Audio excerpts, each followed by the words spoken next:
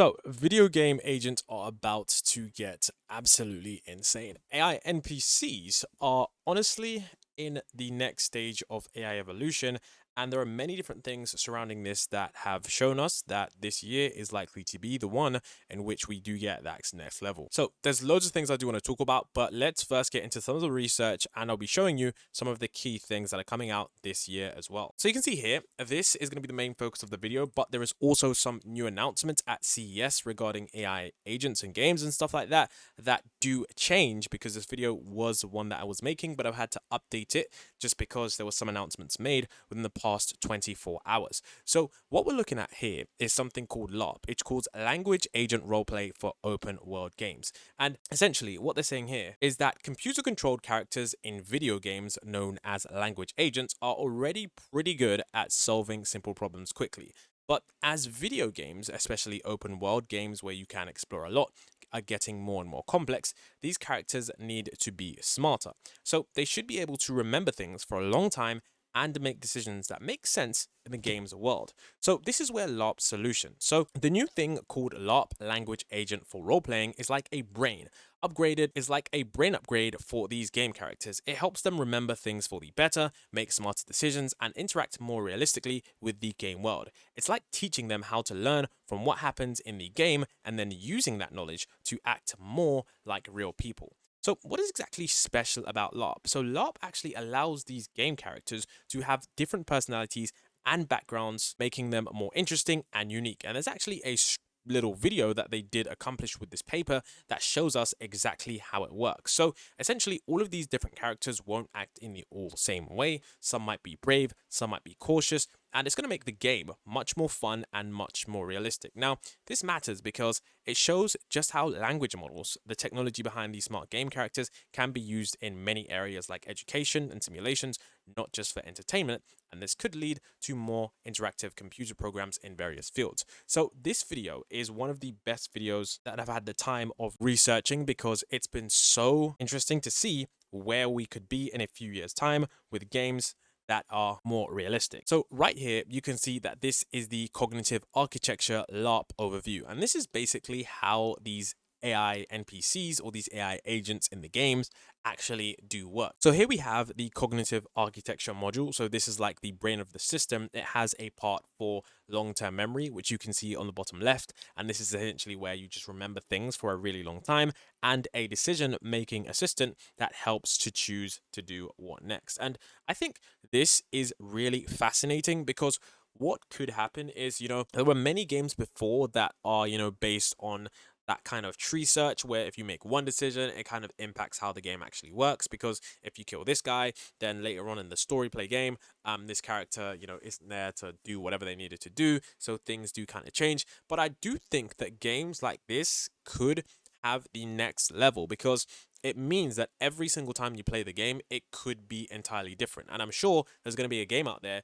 to which every single user doesn't get the same experience. So this here as well, there is also an environment interaction module, and this part learns and changes how it acts based on what's happening around in the game world. And then of course there's a post-processing method that adjusts the way that language models, which are the part that handles the talking and understanding language, work to fit together different characters and personalities in the game. So the most important part of this cognitive architecture model is of course the long-term memory and how everything works together. So the long-term memory actually uses something called vector semantics, which is just simply a fancy way of understanding and storing meanings of words and symbolic language, like using symbols to represent things for keeping long-term memories. Then of course we have the memory recall method, and there's a special way it remembers things called a question-based query. It's like the system asking itself questions to remember stuff. Then we have, and this is the part about how it rebuilds memories when recalling them and how it can forget things, kind of like how humans remember and sometimes forget. So basically LARP is designed to make game characters really smart, and they can remember things for a long time, can make decisions like real people,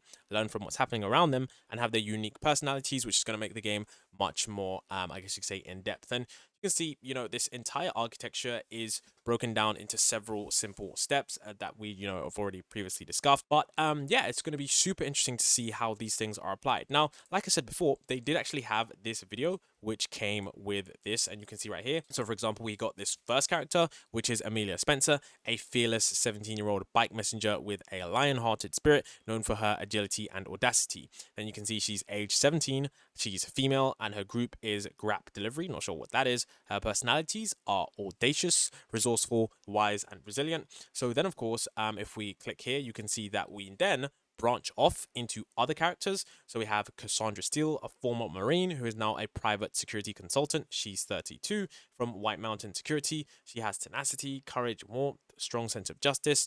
We then have Rebecca Haynes, an adept social mediator with a steely resolve and shrewd negotiation skills. She's 25, she's female, and she's Group Mediation Center. She's empathetic, resolute, strategic, and calm. So then, of course, we have these different characters and these different in-game NPC agents that are going to be interacting with each other. So you can see we have all of these different characters here. And of course, you can see that this is observation entity A appearance, a gangster status, standing item knife. You can see that basically she's about to, I think she's about to get mugged in this demo. And you can see that she's about to observe this. So she's looking at, everything right here. I'm guessing that because, of course, whichever character is in the scenario. So we've got, how they're self-asking and observing. So one character who's going to get robbed might run away. One character might actually fight the bad guys. So this is what I'm saying. So we've got working memory here, self-ask, and this is where they say that this is why it's so fascinating, because here's what we have. Remember, we just had a look at the 3 different characters, and then this is where we have self-ask. So you can see right here that there are different characters, and based on the different characters, they're going to ask themselves different questions. So the first character here, Rebecca, it says, what is Rebecca's experience with danger? What negotiation tactics does she employ? Has Rebecca dealt with emergent situations before? Then here, I know it's not the best quality, but I'll read it anyways. What specific tasks does Amelia possess that could aid her in evading, controlling, confronting the gangsters? Then, does Amelia have any prior experience with dealing dangerous individuals or threatening situations? And what motivates Amelia Spencer?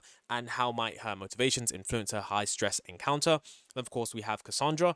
Does Cassandra have any, yada, yada, yada? And basically, they're asking questions. So remember how we said there were 3 characters before? And of course, you can see Amelia is the, has agility. She's 17. Then this one, Cassandra, is a former Marine. So we know that, Cassandra, who's the former Marine, who walks into an area where there's going to be gangsters, she's probably going to be someone that is, I guess you could say, not going to back down. She's probably going to stand up. This one here is negotiation skills, and this one here is audacious, resourceful, wise, and resilient. So she's probably going to run away. And we can kind of predict exactly how things go. So we've got Amelia, which is 17, Cassandra, the crazy one, not crazy one, she's just ex-military. And of course, I really wish I had better colors, because it was kind of hard for me to remember who is who. And they all do look pretty similar. But yeah, there's Amelia, Cassandra, and I don't remember the one on the right. That's Rebecca. So yeah, as you can see in here, what we do is we do then the long-term memory query. So I'm guessing that they look at their memory, and this is where more information comes about. I know you guys didn't see Rich Chat there, so I'm going to pause it. And this is where the long-term memory comes in. So this is so cool. I don't know if you guys, because I know some people don't enjoy video games, but I think that interacting with this in a real world, like not in the real world, but like will be somewhat similar to the real world in terms of you never know what people are going to do. So here it says, these are the answers, and it is pretty hard to see, but essentially Cassandra Steele's sniper training kicked in when neutralized a threat from 500 yards away. She survived ambushes in battleships, in the battlefield. Cassandra Steele survived ambushes in the battlefield with evasion tactics. Cassandra Steele agrees shooting at enemies for self-defense is justified. So you can see right there, because she's saying that, if I believe that shooting at enemies in self-defense is justified, she might pull her gun out and kill these guys. Do you know what I mean? So like, this is why this is about to get pretty insane, like this research paper. And then of course, this character right here, Rebecca, diffuse disputes at the community mediation center, and she once facilitated a sexual dialogue between protesters and city officers. And then of course, maintaining her composure. So this one, like I said, it's about every character being able to do different things, and this one is crazy. So this one right here says Amelia Spencer was robbed and beaten 2 years ago, and now vigilant and cautious. Amelia Spencer are capable with standing extreme weather conditions. So you can see right here that what we previously guessed is pretty accurate. So this character right here, she's young, she's 17. She's also, if we like look back on her memory, that's why it's so crazy, because if you look back on her memory, she's already been robbed, so she's probably going to be nervous because she's facing gangsters in an alleyway. Cassandra, or I think her name's Cassandra. Yeah, Cassandra Steele is, the former Marine. So she probably might even shoot these guys based on her previous training. Then this character right here is likely probably going to try and diffuse the situation. Then, of course, memory reconstruction. And then, of course, we've got all of those things combined, go into decision making. So essentially right here, all of that combined, and then there's one final decision. And then, of course, you can see cognitive overview. That's how everything works together. And then, of course, the decision is in the public action space, where it's, see right here, like, look at this. Okay, so we have right here, I'm not sure if you guys can see this, but her thing is going to be attack. So that's crazy. So based on the fact that this character was, I guess you could say, based on her previous history, she's going to attack. This person, based on her long-term memory, she can either escape and call the police. And then this one, her options are to negotiate and to, of course, escape. So I don't know about you guys, but I just find this absolutely fascinating, because it means that, like I said, it's going to be pretty crazy. And then you can see right here, we then actually see what their actions are. So it actually does go pretty quickly, but here the actions are escape and call for help. Then hers one are to negotiate and then escape, and then Cassandra is to attack. So I find this to be so fascinating. This is just more the environment interaction, how everything works. And then, of course, the crazy part here is that you can see that Cassandra is literally like, throwing the gangsters away, just like, as Cassandra uses her steel pistol to shoot the gangsters to make the city safe. And then, of course, this person is escaping. And then, of course, the function simulates the actions of Roberta, initiating a dialogue with the gangsters and offering water. She approaches them with non-threatening demeanor and engage in conversation. So she walks through completely fine. And then, of course, you can see here, this character just escapes and calls for help, the 17-year-old Amanda. And then, of course, this character here is able to, I guess you could say, just, I don't know if these characters are actually reasoning, but you can see based on their long-term history and based on the, the experiences that they've had, they've been able to change. So the crazy thing about this is that if these characters do have long-term memory, what I want to know is, are we going to be able to change how characters, react to certain things? So for example, like, how right now Cassandra is seeing gangsters and she just saw them and she beat them up. Like, what if an NPC character like myself, like what if I was in the video game and then, for example, I interacted with Cassandra in a way that made her nervous? So for example, let's say I just kept on, threatening her, or I kept on doing something. Would she plan an attack on my house? Like, this is what I'm saying. Like, what if she plans an attack? Like, all of these kind of crazy things they have to think about in the real world. Of course, with NPCs, you don't have to think about, because they don't really have like long-term memory and long-term planning. And long-term memory and long-term planning is one of the risks with AI safety. But within a game, I'm pretty sure that is completely safe as long as they're confined to these kind of agents. But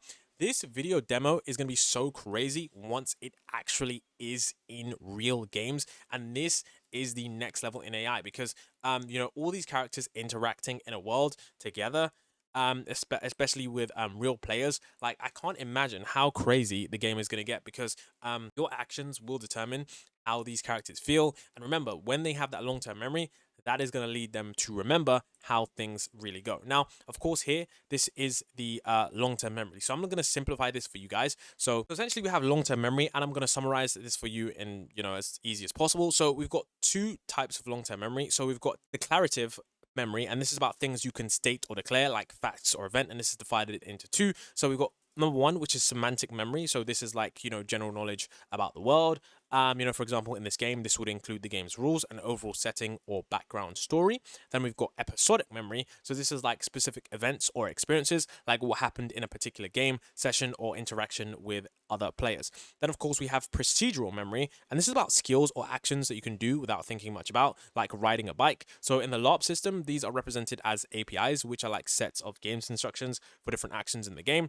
And of course, we have how memory works in LARP. So number one is storing memory. So memories are stored in two ways, which I've already discussed, but we have two more parts, which are forgetting and decay. So just like humans, the system can forget things over time, with less important memories fading away. And of course, the question-based query. To remember things, the system asks itself questions, and this helps it to search through its memory effectively, either by looking for similarities or using logic, which we saw before, where they're asking themselves, which kind of situations have I been in before? How am I supposed to respond to this? And it's kind of like what humans do anyway. So basically, in LARP, the game characters have sophisticated memory systems, and they can remember general knowledge, specific things that happened, and how to do certain actions. And they can forget things over times, which makes their behavior more realistic. And the system uses a clever way of asking itself questions to dig up memories when needed. And I think stuff like this is about to be absolutely incredible. And then, of course, here we have figure 3 from the fascinating paper. And the paper describes a detailed process for how a computer system recalls, which is basically just remembering the information, similar to how humans do. So here's a quick summary. So they start with, the self-asking questions. So the system begins by asking itself questions about something it observed or noticed. We got the start with, so essentially it starts with self-asking questions. So the system begins by asking itself questions about something it observed or noticed. This is like a person trying to remember something by thinking about related questions. So we've got 3 methods of finding answers, and this is how the memory works. So we got using logic and probability. So it creates a logical statement and uses probability to try to answer these questions. This is like using reasoning and guessing based on the information it has. Then it's got keyword search. So essentially what that means is that it picks out the important words from its questions and looks for similar words in its memory. It's like searching your brain for anything related to those key words. Then we've got matching questions with past answers. So it tries to find past questions and answers in its memory that are similar to the new questions it's asking itself. This is like remembering how you answered similar questions in the past. Then here's where we have different, parts about the process. So we've got Q self-ask, which is right here. And this is the questions that it comes up with its own. And then we've got Q self-logic or Q logic. These are the logical statements it forms to try and answer the questions. Then we've got Q key, which essentially is right here. And this is the important keywords that it finds in the questions. And then we've got QA, which is here. And these are the past questions and answer pairs it has in its memory that might help answer the new questions. And of course, we have the, outcome, which is the simulation, which is simulating human memory. And the whole process is basically designed to mimic how humans think and how humans remember things. And that's why this is going to be pretty crazy. So this entire system is basically just designed to sort of mimic how we think. And that's why, these AI agents, I think in the future, we're going to have some crazy stories of how AI agents did things, of how they acted. Maybe they acted out of character, maybe they acted in character. I have no idea. I mean, that's what I said. I think this is going to be pretty incredible. So, this is where we have the environment interaction stage of this paper. And trust me, this is so crazy. So essentially, agents need to interact in the game. So in open world games, which allow players to explore and do things freely, the computer controlled characters, which are agents, need to be able to react and interact within the game environment. It's not enough for them to just be able to complete tasks. They need to be able to connect with what's happening inside their mind. And essentially, there are 2 different approaches to interaction. So number 1 is the Voyager example, where we use a method like Voyager, where agents use GPT-4 to understand the game environment and figure out what to do, then generate the code to complete these tasks, or the skill library method, which is this method involves storing actions as key value pairs, like a dictionary of actions, and it helps agents learn new skills inside the game. And of course, we've got different approaches to interaction. Then how do agents decide what they do? So agents have something called an action space, which is a set of actions they can do in the game. These are divided into public APIs and personal APIs, so basic actions and more complex actions. And when an agent needs to do something, it first breaks the task into smaller steps. Then it looks in its memory and action library to see if it already knows how to do these steps. And if it does them right away. Then, of course, if the agent doesn't know how to use something or how to do something, it uses its language model to create new action instructions. And these new actions are tested, and if they work, they're added to the agent's library for future use. Then, of course, we have learning and improving, and the system keeps track of new actions and uses them to improve the agent's ability to generate code and make decisions in the game. And this learning process involves getting feedback on what works and what doesn't, which helps the agent get better over time.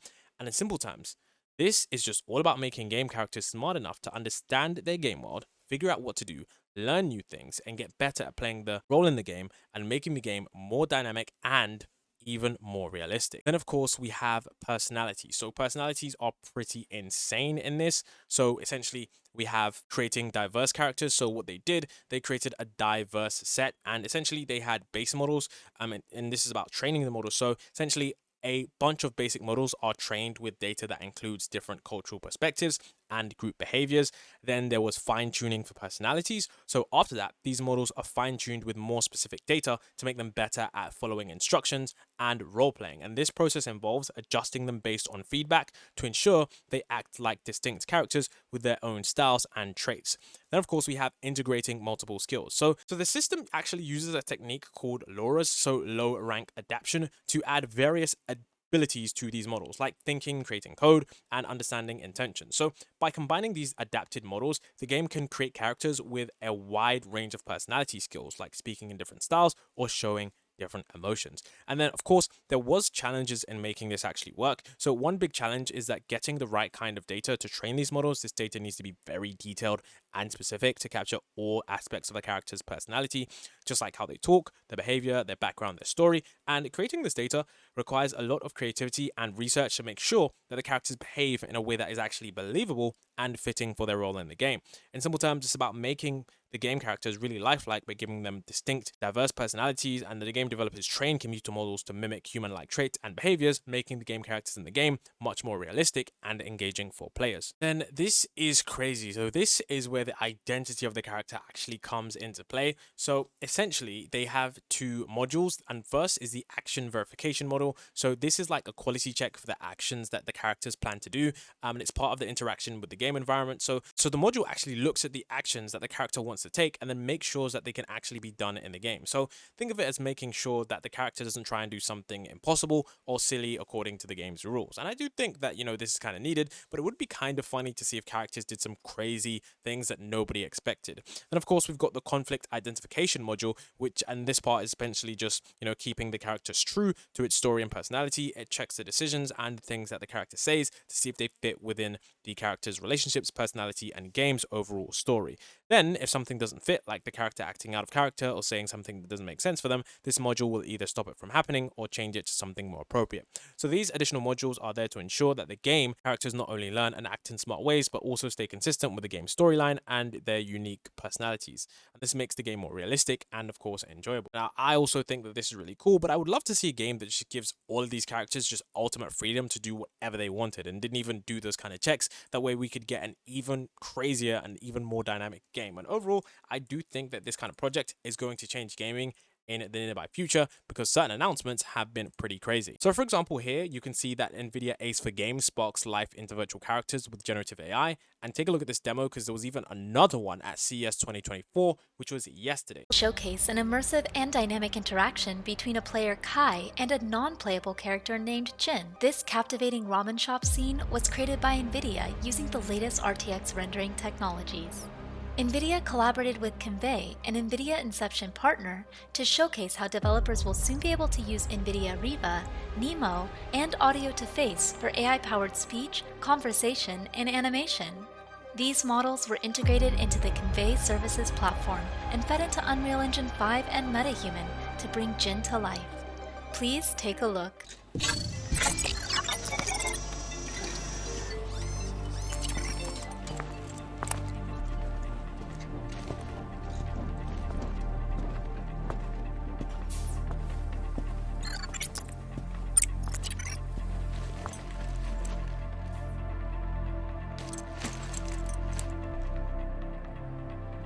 Hey Jen, how are you? Unfortunately, not so good. How come? I am worried about the crime around here. It's gotten bad lately. My ramen shop got caught in the crossfire. Can I help? If you want to do something about this, I have heard rumors that the powerful crime lord Kuman Aoki is causing all sorts of chaos in the city. He may be the root of this violence. I'll talk to him.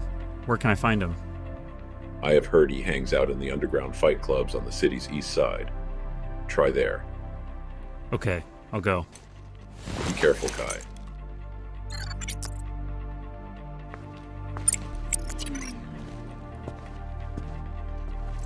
I mean, I don't know about you guys, but I think that is pretty cool. You can literally interact with these virtual characters with generative AI and just simply using your voice. And this is not the only examples. There are some examples that are a little bit more concerning because I would say that they are just fascinating in the sense that, it's not something that I thought I'd see yet.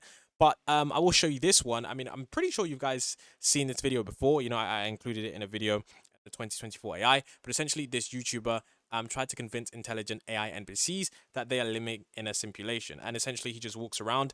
There was basically some kind of demo game where you can demo the game. And they added a plugin where you could talk to certain NPCs. and just have a normal conversation with them. In this conversation, he has a conversation with some of the NPCs, and he says, do you realize that you're an AI? And there's some of them are like, no, I'm not an AI. I'm a real person. You can see right here. I'm not just lines of code. I am Liam. I'm a real person enjoying this city. And you can see his interaction. It's pretty crazy. I'm gonna show you a few seconds of that. Person enjoying this city. What's today's date, Liam? What is today's date? Today's date.